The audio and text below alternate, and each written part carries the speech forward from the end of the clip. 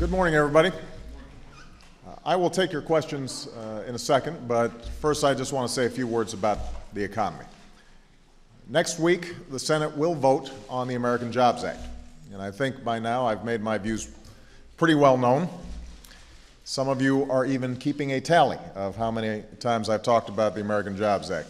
And the reason I keep going around the country talking about this jobs bill is because people really need help right now. Our economy really needs a jolt right now. This is not a game. This is not the time for the usual political gridlock.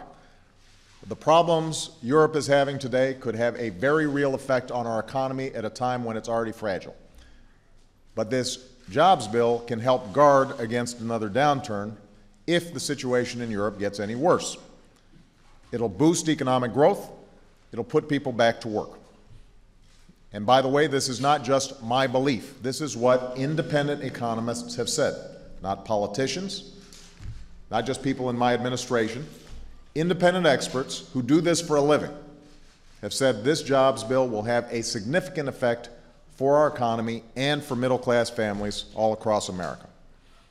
And what these independent experts have also said is that if we don't act, the opposite will be true.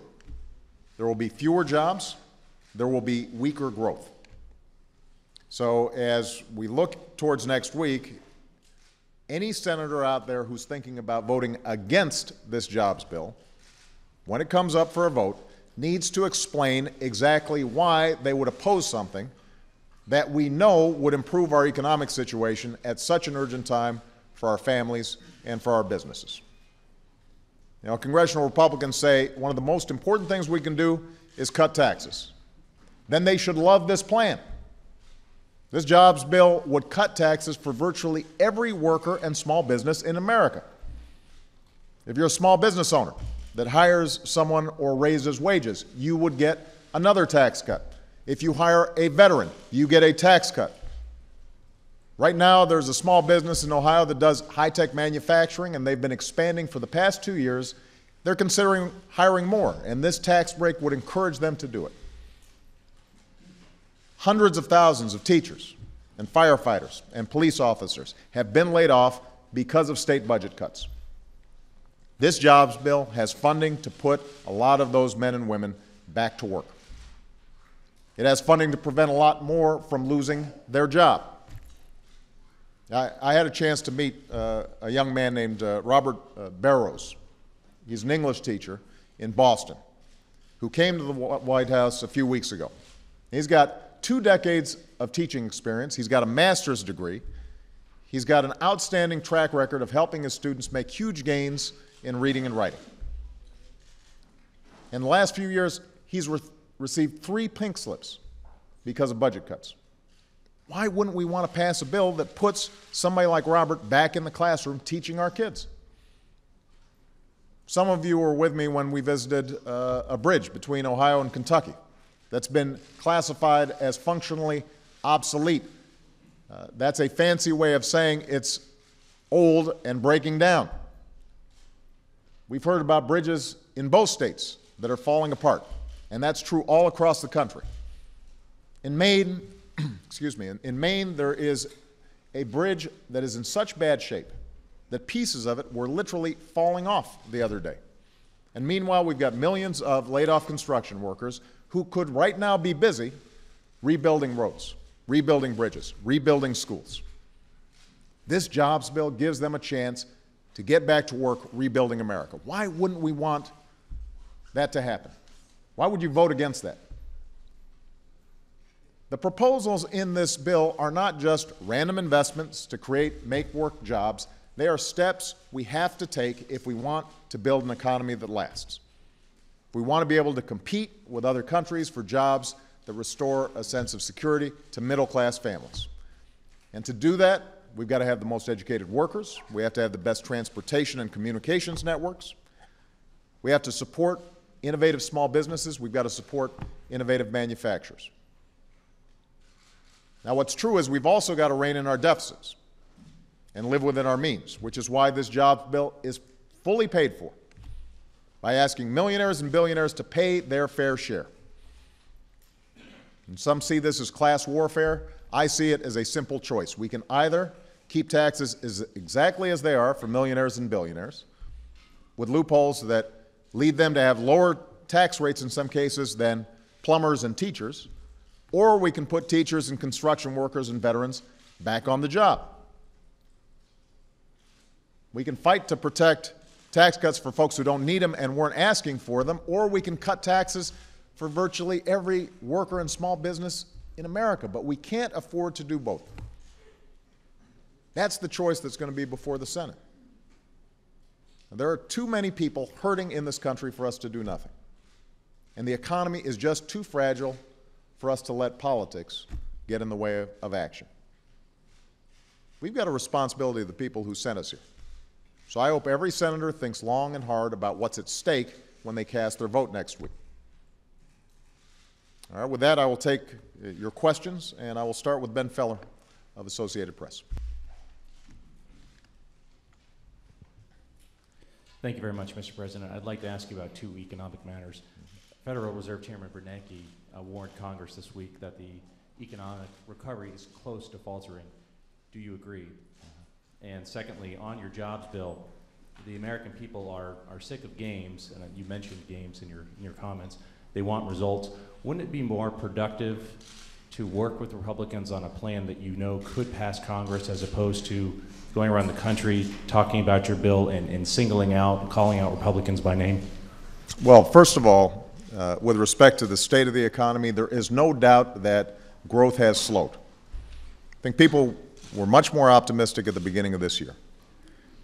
But the combination of a Japanese tsunami, the Arab Spring, which drove up gas prices, and most prominently Europe, I think has gotten businesses and consumers very nervous. And we did not help here in Washington with the debt ceiling debacle that took place.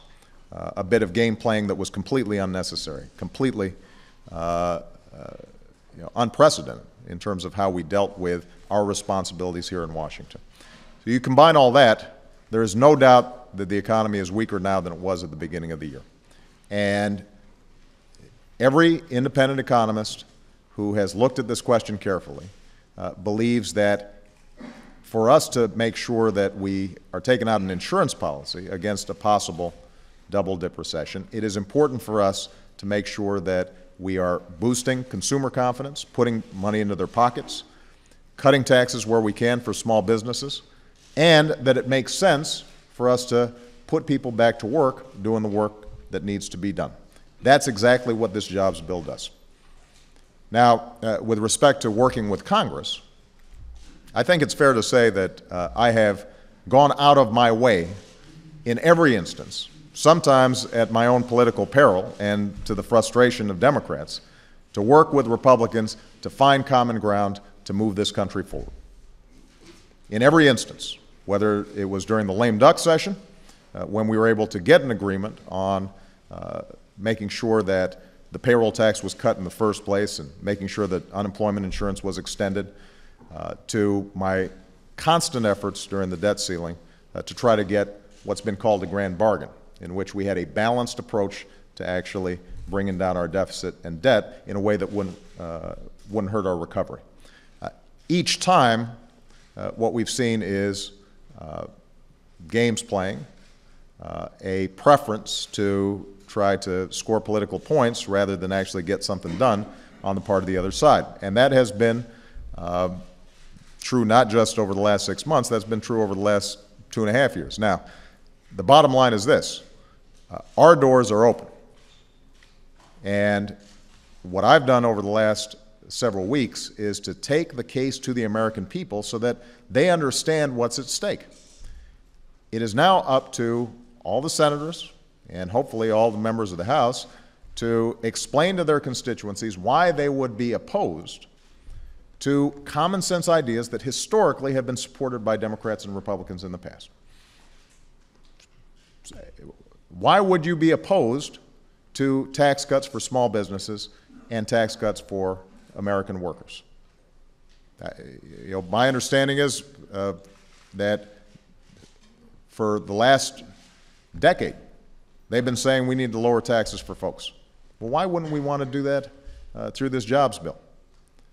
We know that we've got roads and bridges and schools that need to be rebuilt. And historically, Republicans haven't been opposed to rebuilding roads and bridges. Why would you be opposed now? We know that the biggest problem that we've had in terms of unemployment over the last several months has not been in the private sector. It's actually been layoffs of teachers and cops and firefighters. We've created over 2 million jobs in the private sector, 1 million jobs this year alone in the private sector, but in the public sector, we keep on seeing these layoffs having an adverse effect on economies in states all across the country. Why wouldn't we want to make sure that those teachers are in the classroom teaching our kids? So here's the bottom line. My expectation and hope is that everybody will vote for this jobs bill because it reflects those ideas that traditionally have been supported by both Democrats and Republicans. If it turns out that there are Republicans who are opposed to this bill, they need to explain to me, but more importantly to their constituencies and the American people, why they're opposed and what would they do. We know that this jobs bill, based on independent analysis, could grow the economy almost an additional 2%. That could mean an additional 1.9 million jobs. Do they have a plan that would have a similar impact? Because if they do, I'm happy to hear it. But I haven't heard them offer alternatives that would have that same kind of impact, and that's what we need right now. You know, a lot of the problems that this economy is facing are problems that predate the financial crisis. Middle-class families seeing their wages and their incomes flat, despite rising costs for everything from health care to a college education. And so folks have been struggling, not just for the last 3 years, they've been struggling for over a decade now. And at a time when so many people are having such a hard time, we have to have an approach, we have to take action that is big enough to meet the moment. And what I've heard from Republicans is, well, we're agreeing to do these trade bills. That's great. I'm in favor of those trade bills, and I'm glad they're passing. But that's not going to do enough to deal with the huge problems we have right now with respect to unemployment. You know, we passed patent legislation. That was bipartisan work. I'm thrilled that we were able to get Republicans and Democrats to work together on that. But that is a long-term issue for our economic competitiveness. It's not putting Americans to work right now. So the bottom line is this, Ben. If next week senators have additional ideas that will put people back to work right now and meet the challenges of the current economy, we are happy to consider them. But every idea that we put forward are ones that traditionally have been supported by Democrats and Republicans alike. And I think it's important for us to have a vote on those ideas because I believe that it's very hard to argue against them. And if Mr. McConnell chooses to vote against it, or if members of his caucus choose to vote against it, I promise you we're going to keep on going, and we will put forward, maybe piece by piece, each component of the bill. And each time they're going to have to explain why it is that they'd be opposed to putting teachers back in the classroom or rebuilding our schools or giving tax cuts to middle-class folks and giving tax cuts to small businesses. Do you think the recovery is close to faltering? I think that if we don't take action, then we could end up having more significant problems than we have right now. And some of it's just simple math. The payroll tax cut that we passed is set to expire. The jobs plan includes an extension of the payroll tax cut. Now, if that is not extended, then that is over $1,000 out of the pockets of the average American family at a time when they're already feeling a severe pinch. That means they're going to be spending less. That means businesses are going to have less customers, and that's going to have an adverse effect on an economy that is already weaker than it should be. Okay. Chuck Todd. Thank you, Mr. President. Before I get to my question, do we assume by how you're